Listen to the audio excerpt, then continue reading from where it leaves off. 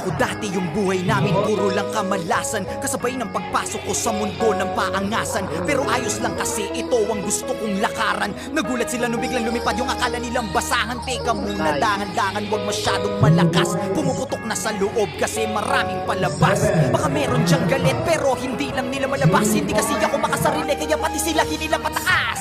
Teka, ang dami nagbago, ugali pati na mukha mo. Ganyan na ba yung mga dapat gawin para mahalin ng mga tao?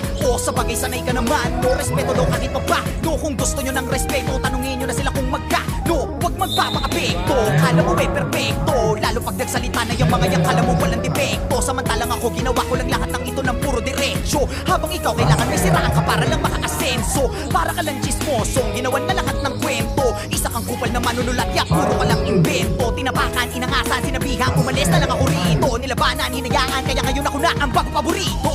Titirahin nyo ko si Balong lang nagdala. Huwag kayong mag-alala, meron din kaming dala. Ganyan naman yung mga ulule, mahilig mangumpara. Nagpapanggap na malawak ang utak, makitid pala. Tanga ka, halatang talangka ka talaga. Kung ako'y guro na awan lang, kaya ka nakapasa. Kala mo lang matalim na kulang ka pa sa tasa. Tumitira ng mabilis, naiintindihan ka ba? Simulan ko na to kung paano mamumanat para bumakat sa mga tao. Kaya ko tumira kasi diba tinitira mo ko ng mga panahon na wala akong nakikita sa malayo. Pero di ko tinigilang mga bayo. Ngayon ay naging malinaw na malabo, pero di nyo makikita ang nakatago.